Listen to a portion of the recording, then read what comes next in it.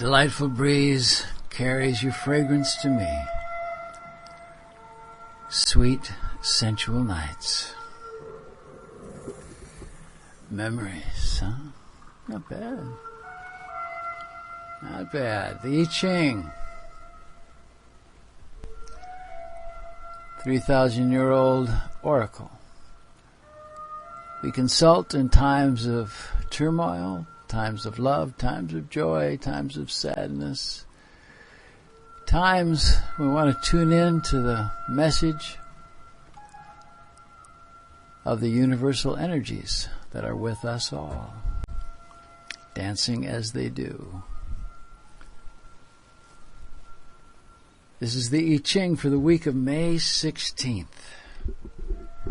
2016. Number 39, John, obstruction, difficulties. Don't worry. Don't worry. Above is Khan the gorge. Below is Jene, the obstacles. The wisdom, abundance. In view, just out of reach. Identify the obstruction. Embrace the teaching. Oh, I hate it when they say that. Often on the road traveled, obstructions seem to appear from nowhere. We've done our work, you've done it, you've affirmed the correct way, yet there it is again, using the ego's arsenal of doubt and fear and shame. Fortunately, the ego doesn't know any better than to use old ideas and old patterns to challenge you, and you know how to deconstruct this block. You've done it before, time after time. You've done it well, but left out a vital component, so it doesn't come back. The component is compassion. Compassion for yourself and compassion for your suffering. Do not fear embracing your doubts, for it does not empower them. It's just the opposite. It robs them of their power. You've been conscious of operating from a generous and loving light within. This is good. What you missed or forgot was that some old emotional obstacles still exist. Not only do they exist, as you have evolved and gained strength, so have the obstacles evolved and gained strength. These obstacles have a consciousness of their own. And now they are on to your magical thinking. That thinking that, it'll be different this time. I'll do the same thing, but it'll be different. This time you can't get away with the belief in duality. And no one will notice or suspect is what you think. Well, it doesn't work that way, and you found it out. And here it is again, as they say, in your face. As you reflect on recent events, your ego is telling you that because you have worked so hard and gained clarity, when the old disappointments and difficulties surfaced, you missed what is inherent on the path to love, abundance, and satisfaction. Know that the grander and brighter the prize, the greater the transparency, the more you are exposed, and the more dynamic will the challenge be. This is where risk comes in. Through this transparency, you're seen for who you truly are. And it is here that your power lies, not judging yourself, not having fear about what others are thinking about you. The inherency is your authenticity, the place and time where you realize you are enough. It is true you've dealt with some difficulties on your way to fulfilling your vision. Now, the obstacles that are in your present situation feel somewhat familiar, and in many ways they are. But they're really different this time. It is like a quick costume change, like wearing a new face, and this can be less than entertaining. It is only a distraction. You'll find that the ego is trying to make it seem like these blocks are enormous, and they dress up and they puff up. So you'd better dive under the cover, says the ego. Hide, or better yet, cut and run, man. But no need to hide, no need to run. You're facing nothing more than a shadow that emerged from deep within, your shadow. Stay steady now. This aspect of your shadow self cannot withstand the wisdom and strength of the light you have garnered through your commitment to being your authentic self. The truth will set you free. It's really that simple. You will not be blocked if you move with dignity into the heart of the matter and let yourself be seen for you truly are, that you are strong and you are wise and you are compassionate and you are fearless. And all the while, you're walking and talking the truth, your game, and not manipulating your truth to make it seem different, better than it really is, because you are enough. This is the time to be outrageous with your passion and your inner fire as you open the mouth wide, the mouth of truth, that says you suspected all along that you might encounter obstacles on this road. These inconvenient obstructions can only be overcome by confronting your own inner deception, the lies you tell yourself, and demand that the truth from within be revealed. The truth in this case is what is locked inside you, in the wisdom of knowing your true, compassionate self. It's been there all along, waiting for you to claim the prize where abundance and peace of mind reside. It's there. And you've been here before. It is the same pattern. The difference is, the change-up is, that this time you're accessing the wisdom reminder contained in this teaching. The teaching of Yan, this hexagram, comes to bring you to the place of truth within yourself. The truth being that you best change your way of thinking in these situations, lest you end up being obscured by the shadow self again and get damaged and hobbled. But not this time and not again. In the last go-round of addressing obstacles, you did very well. But it's possible that you've missed a few things lurking in the shadow, and those little devils of the negative ego are now puffing themselves up, trying to appear huge. And it's just a game, man. It's just a pose. In truth, they're nothing more than little bits of the shadow self coming into full consciousness of the wisdom that you've recently gained. So don't let it trouble you. Don't let fears, don't let doubts take over. Not at this stage of the game. You've come too far. I mean, really, look at it. You've come too far to go for this old patterning. The patterns are weakened, but they're tricky. Clever little buggers. You taught them a little too well, huh? That was how you lied to yourself. Your lies to yourself taught these negative bits how to trick you. They're only aspects of the ego. In fact, it is a good thing that fears are bubbling to the surface now to allow you to fortify your intention to live authentically for the greater good and to let fears and doubts go once and for all.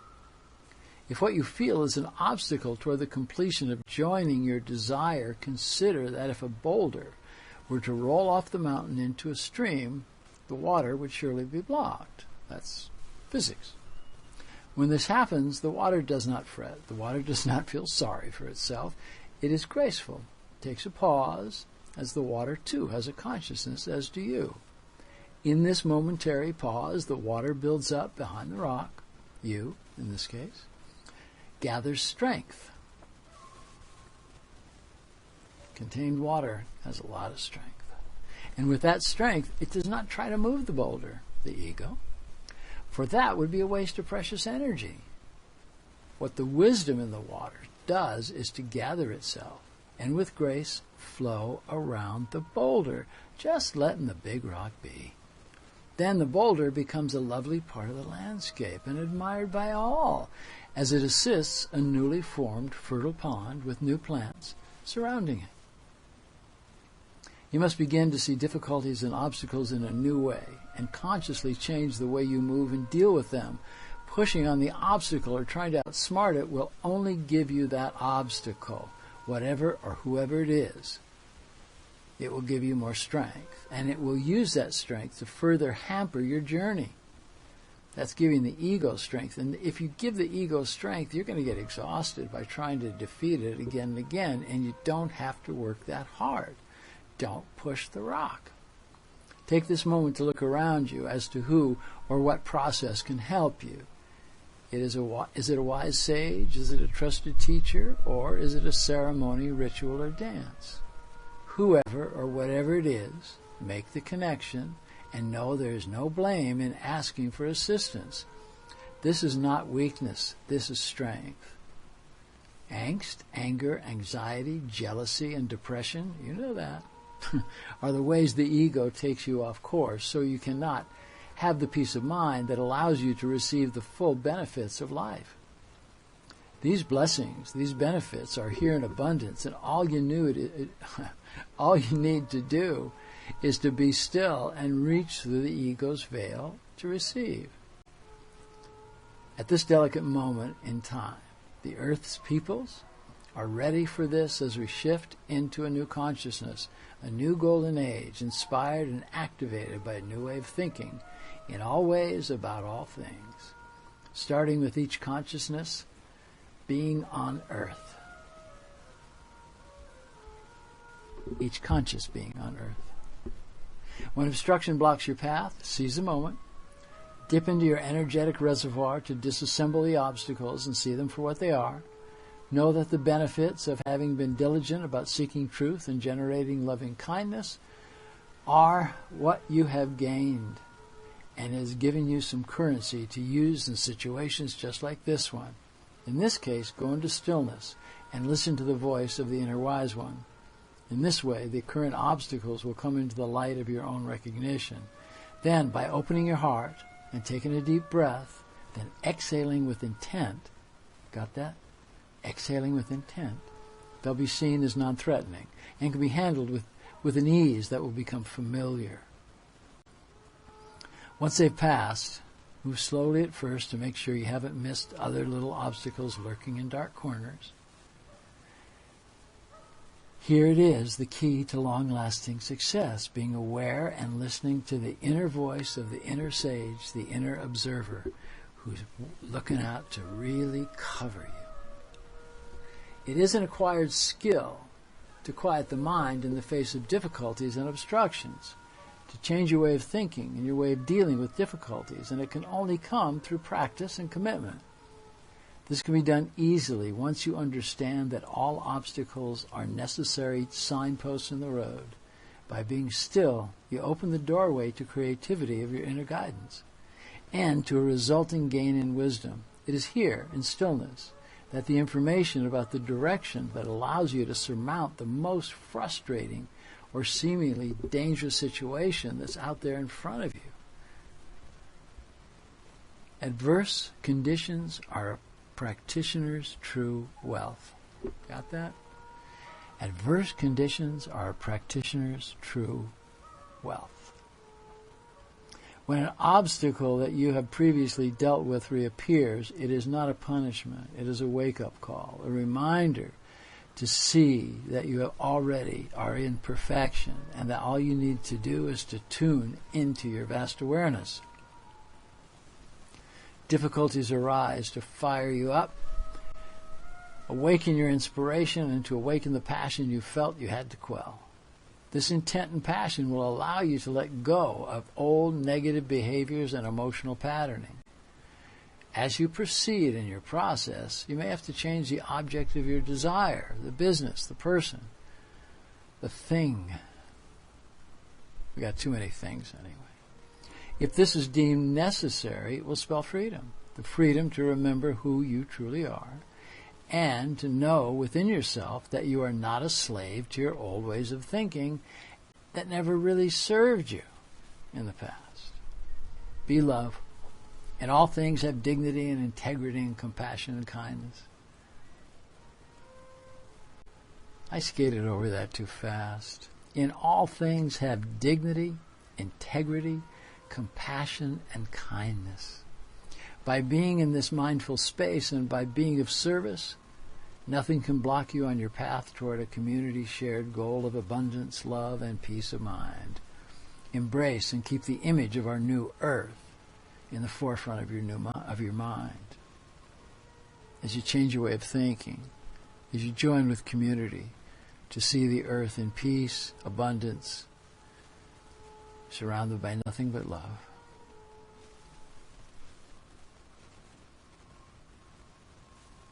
Find where to be of service. It's a component that is necessary, and it's one that joins you with the whole. Give or show up or be there, but be of service. Maybe it's to the community, maybe it's to one person, maybe it's to the environment. Whatever it is, give with dignity. Be of service.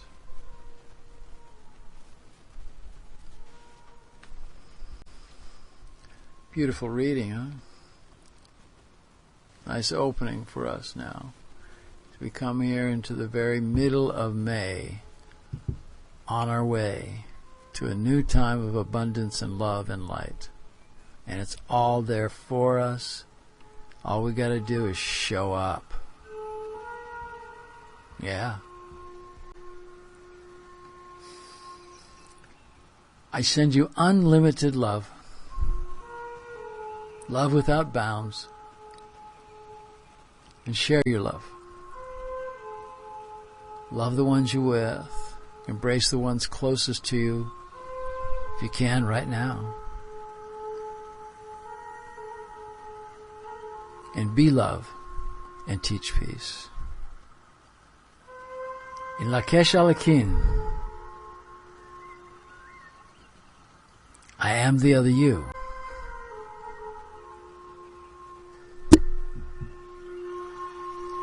And I like it that way.